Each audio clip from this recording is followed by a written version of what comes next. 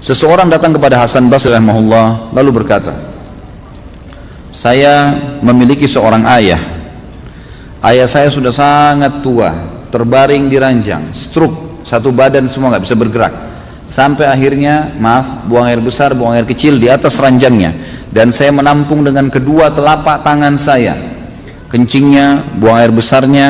Kemudian saya mencuci tangan saya tanpa merasa jijik sedikit pun. Saya sudah melakukan itu selama 10 tahun. Pertanyaannya, apakah saya sudah membalas jasa ayah saya? Maka jawaban Hasan rahimahullah, belum sama sekali. Sama sekali belum. Lalu kata orang itu, saya bersihkan kotoran ayah saya, tidak merasa jijik setiap hari selama 10 tahun. Lalu anda bilang saya belum membalas kebaikan ayah saya?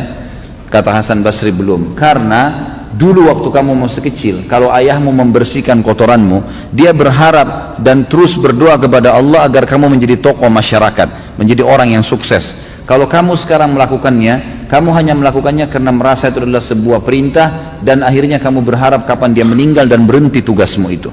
Berbeda niat antara orang tua dengan anak.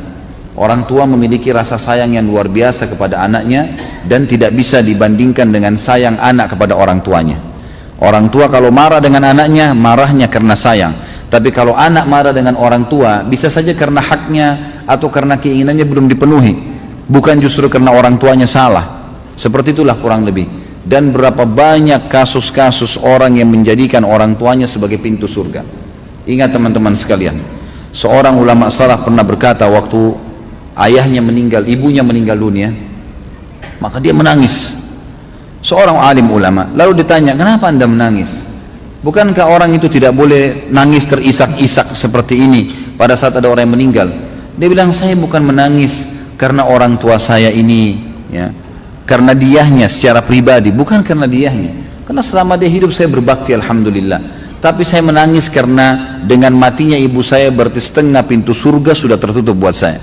Tinggal ayah saya satu ini dan ini saya harus jaga, dan ini setengah pintunya. Dan betapa ruginya orang yang sudah meninggal kedua orang tuanya sementara mereka tidak berbakti padanya.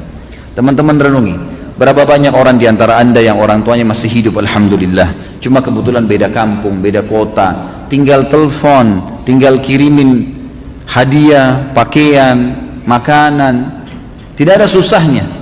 Tapi subhanallah kita tidak lakukan. Kita lakukan kepada teman-teman kita, malah kita lakukan kepada orang-orang yang kita senangi, yang mungkin tetangga, mungkin sahabat dekat, mungkin orang-orang ini hanya sekedar memberikan peluang-peluang kecil dari urusan dunia, dan kita lupakan kepada orang tua kita. Ini satu hal yang luar biasa yang harus kita perbaiki. Seorang anak muda di Jeddah sempat tervonis di pengadilan, akan divonis di pengadilan karena banyak indikasi, bukti-bukti kalau dia berbuat salah, padahal dia terzalimi. Maka dia menelpon kepada seorang syekh yang saya kebetulan dengar ceramahnya, disampaikan tentang kisah ini.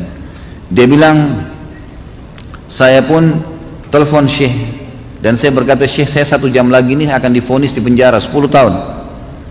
Ini luar biasa dan saya tidak punya bukti. Saya harus lakukan apa nih? Kata syekhnya, kamu masih punya orang tua yang hidup gak? Dia bilang, masih ada ibu saya. Kalau ayah saya sudah meninggal. Dia bilang, sekarang kamu mumpung masih ada waktu 1 jam, keluar dari pengadilan itu, dikasih kesempatan keluar, kemudian cari rumah makan yang terbaik yang kamu lewatin, belikan makanan yang terbaik, bawa ke rumah ibumu dan ajak makan siang ibumu. Kata anak muda itu, syekh saya sedang akan divonis di penjara, mana ada waktu saya duduk makan dengan ibu saya. Dia bilang, coba lakukan, niatkan murni, tulus karena ingin bakti dengan orang tua.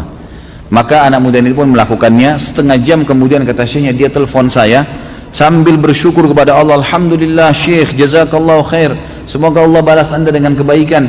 Saya baru ditelepon oleh pengadilan kalau saya tidak jadi divonis, dan ternyata ada orang lain, ya, yang melaporkan orang yang telah menuduh saya ini dengan kejahatan, dan banyak buktinya ternyata terbongkar semua, dia berdusta. Setengah jam saja.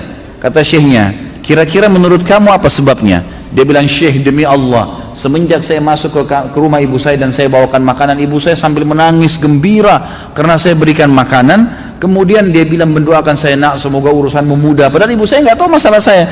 Semoga urusan mudah, semoga kau panjang umur, semoga kau begini. Selama setengah jam saya didoain terus sama ibu saya, dan saya merasa doa ibu saya lah yang membuat akhirnya saya selamat. Kata syekhnya, begitulah orang berbakti dengan orang tua. Jangan disia-siakan teman-teman sekalian.